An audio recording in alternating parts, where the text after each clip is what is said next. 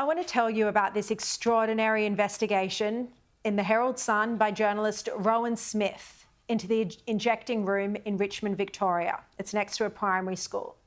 Now, this investigation by the Herald Sun found that children were exposed to a woman who was injecting a substance into a vein in her neck. Children exposed. A father said that a man also entered the school grounds with a knife, which prompted the school into a lockdown.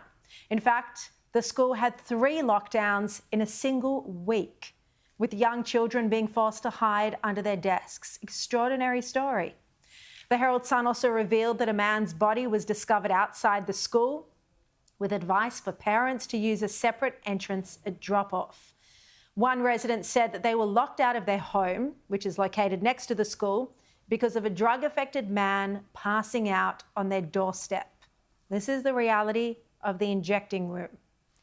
Now, Yarra City Council's Mayor, Stephen Jolly, he was once an ardent supporter of this injecting site, and he's recently backflipped and is now urging the state government to move it. And I'm pleased to say that Stephen joins me now. Welcome. So why have you changed your position on the injecting room? I think it's in the wrong spot. I mean, nowhere in the world, not in Sydney, not in Portugal, not in Switzerland, where there's similar facilities as this one, are they put next to a primary school. It's almost like it's set up to fail.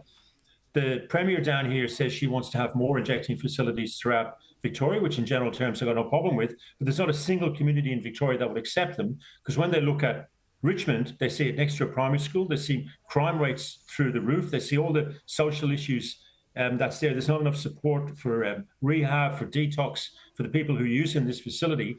So it looks like a total mess. So it's almost like it's been set up to fail. So I'm a supporter of supervised injecting facilities, but this one doesn't have the support services around it, and it shouldn't be next to a primary school. I mean, that's pretty obvious. So you just said there that the crime rates have risen. So are you saying that the injecting room has led to an increase in crime in the area? Yeah, well, the supporters of the supervised injecting facility in its current spot tell us how many people's lives they've saved, which is true, and all the needles that they've got inside the facility. What they don't tell you is that last year we picked up, the council, 150,000 used needles outside the injecting facility. What they don't tell you is that crime rates in North Richmond are 36% higher than the state average. That crime in terms of break-ins is 50% higher, 99% higher when it comes to car theft. So there's a real issue here. It's like if you went to Brisbane or any city in Australia and just had one pub. Can you imagine what it would be like? Every box party, every alcoholic would be hanging around out the front trying to buy alcohol. If you lived next to it, it would be terrible. And that's what we've got in Melbourne. We've got one supervised injecting facility. It's in one area. It hasn't been given the support services, and it's next to a primary school. And the locals have just had enough. I thought that Herald Sun investigation was incredible, disgusting what it revealed and how children are suffering. What alarmed you the most from that story? What alarmed me is the fact that Australia was alarmed, because people in North Richmond see this every day.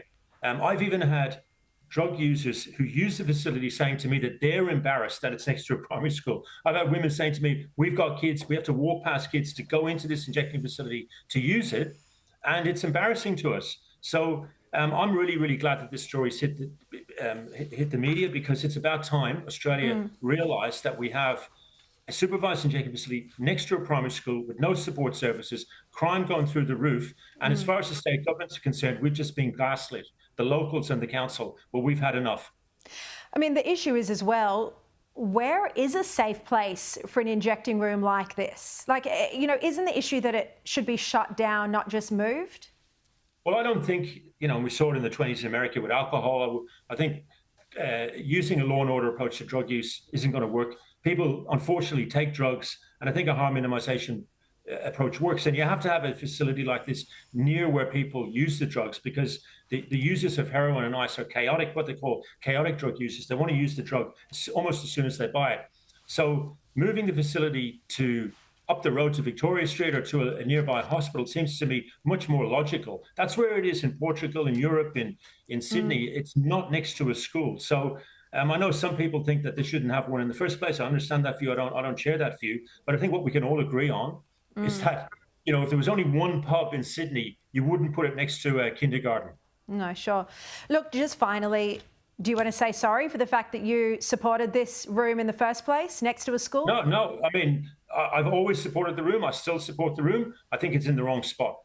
We believed the government back in the day that this was all going to work, that they were going to provide the support services, and that hasn't happened. I've been leading the charge with the locals for years now. The only person who should say sorry here is the state government of Victoria, who's gaslit and gaslit and gaslit the locals, and they've had enough. And I think it'll be a long time now before people try and second guess the people of North Richmond.